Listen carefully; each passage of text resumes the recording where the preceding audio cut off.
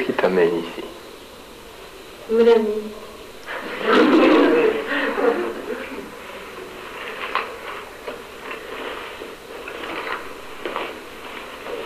Tu aurais suivi n'importe quel ami? Non. Non. Qu'est-ce qui fait que cet ami-là, tu la suis et tu es ici? Qu'est-ce que tu as ressenti qui t'a fait la suivre? Je pense que nous sommes plus ou moins déjà à la recherche d'une certaine... d'un certain regard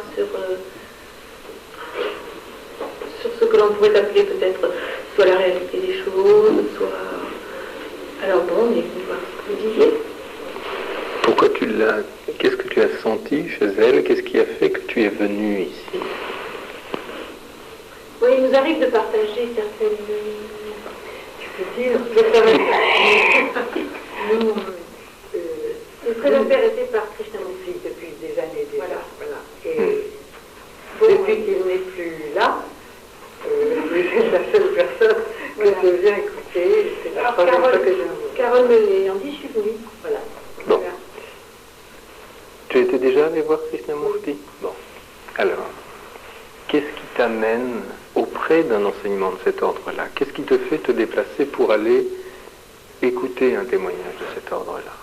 Moi, ce qui m'a fait me déplacer, c'est que c'était la chose la plus intelligente que j'avais entendue jusqu'alors. Et j'ai pensé que je profiterais au maximum de sa présence physique parmi nous pour essayer de comprendre, c'est tout. Et c'est pour ça que je me suis déplacée. Mais sans vous garantir le résultat, hein, vous l'avez pas. Attends. Tu dis, c'est la chose la plus intelligente. Ça, oui, ça c'est une, je dirais, c'est une interprétation. C'est une interprétation. C'est pas parce que c'est la chose la plus intelligente que tu y es allé. Qu'est-ce qui en toi a fait que tu es allé vers lui? Il y a le fait, bon, que tu considères que cette personne est la plus intelligente, ou son énonciation est la plus intelligente, donc, sous-entendu, cette personne, cette énonciation est digne de ton déplacement. Mais ce qui te fait te déplacer, ce n'est pas encore ça.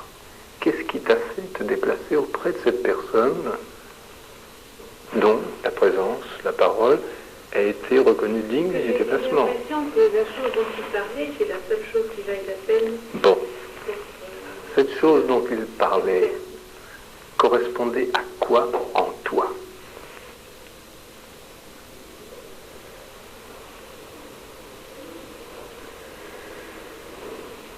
Et ça peut être exprimé de différentes façons. Exprime-le à ta façon. Si tu as envie. Exprime-le à ta façon. La découverte d'une autre dimension d'être. Cette dimension-là, est-ce que c'est quelque chose de complètement nouveau pour toi? Est-ce que c'est quelque chose dont tu as le sentiment que ça t'est complètement étranger? Enfin, je sais pas. Du tout. Bon.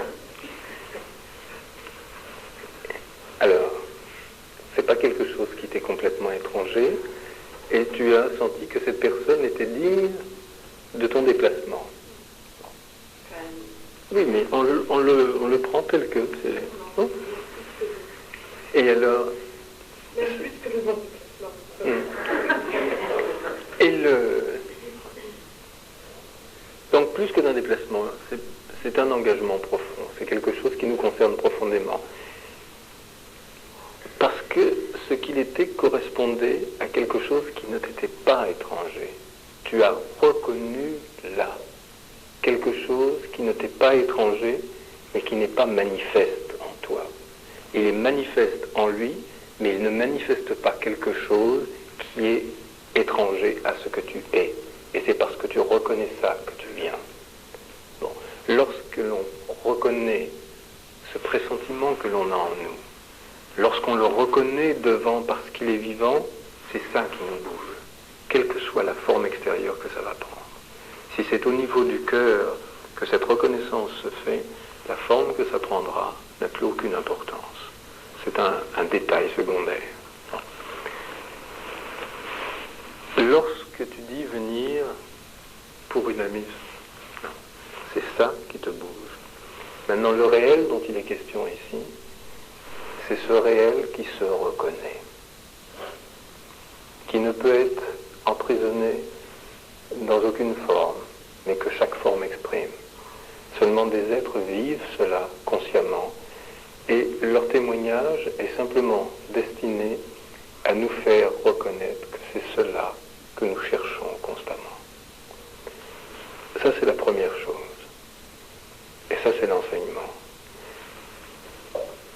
La réalisation, c'est rendre ce sentiment que tu as en toi, qui t'a fait le reconnaître, c'est rendre ça vivant, constamment. Lorsque ça, c'est vivant, constamment, le regard qui jaillit de cette conscience-là se reconnaît en tout. Cette qualité de conscience et de reconnaissance de cette conscience dans tout ce qui est, cela est la réalité.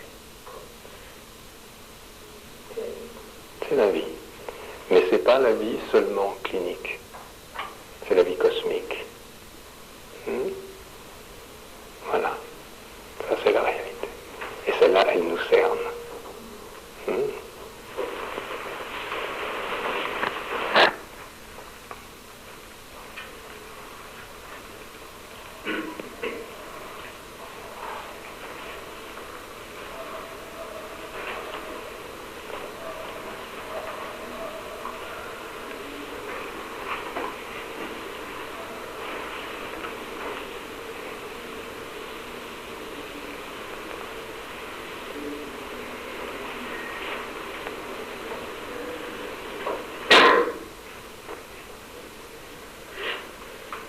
Parlez-nous de lâcher prise.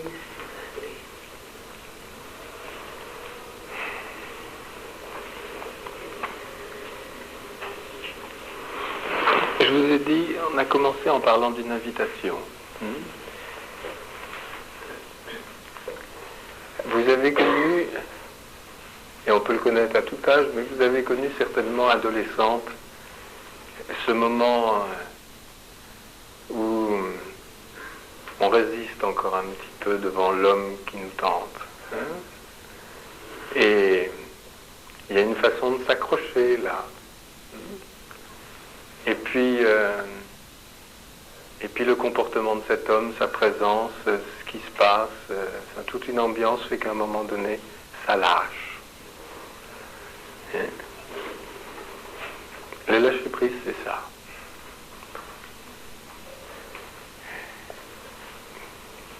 Vous tombez amoureux quelque part.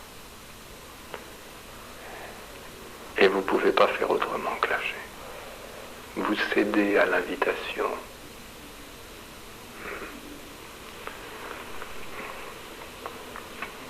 C'est la plus belle chose qu'on puisse connaître. C'est quand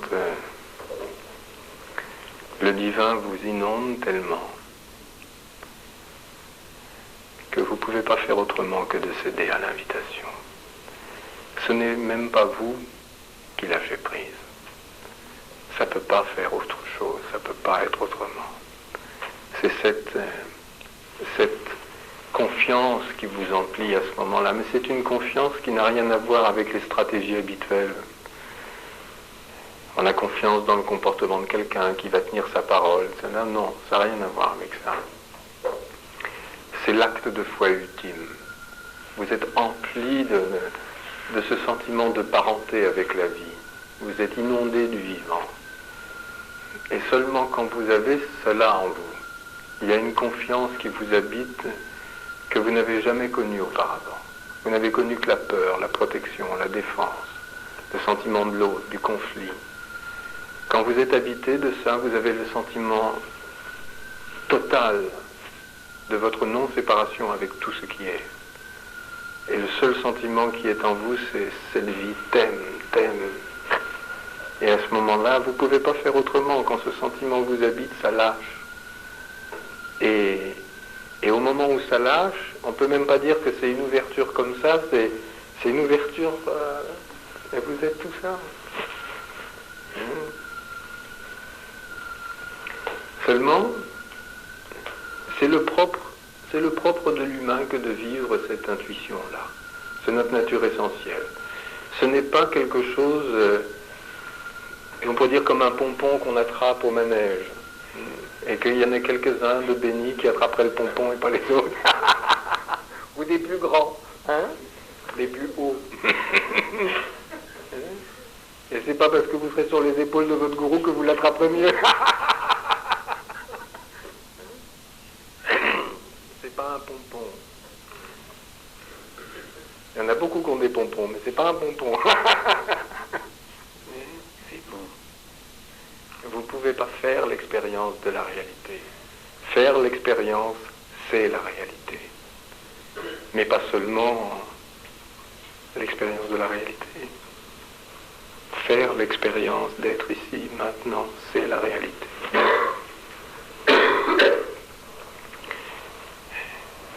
Alors comme c'est pas un pompon à attraper, vous savez, on préférerait et on préfère de beaucoup que ce soit un pompon à attraper. Parce qu'on peut développer un art d'attraper le pompon. Je l'ai eu, regarde papa, regarde maman. Hein? On a très envie d'attraper le pompon, surtout s'il s'appelle Satori, Nirvana, Tao, et tutti quanti. Hein? Non. Vous êtes le pompon.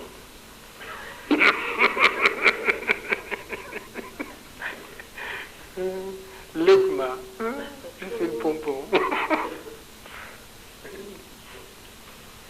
Seulement si c'est le propre de l'être, il faut voir aussi que nous ne choisissons pas de grandir.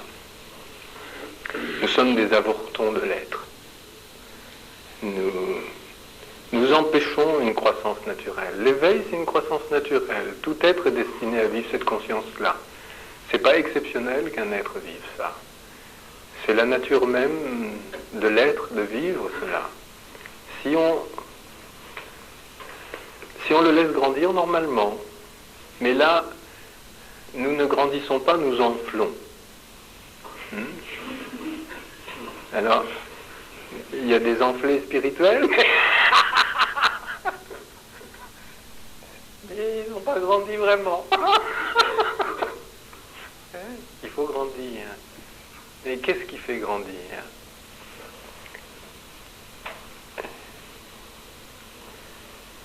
Déjà, cette contagion de ceux qui sont dans cette conscience-là, ça fait grandir en vous ce désir d'être. Il faut rendre l'être désirable. Il faut rendre le désir désirable.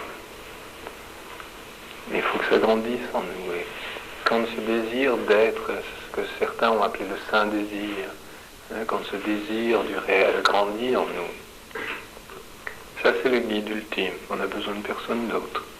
Mais il faut pouvoir nourrir le désir du réel. Et il faut éventuellement dénoncer en nous les mécanismes qui font que nous désirons des tas d'autres choses. Et que nous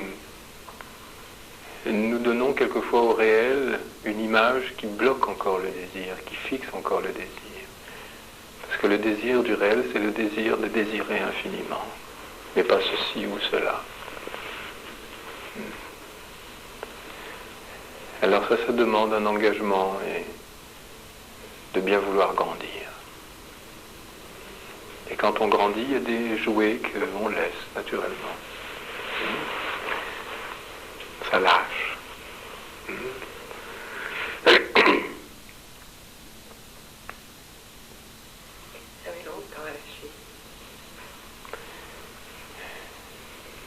Oui, mais quand ça lâche, c'est pour l'éternité.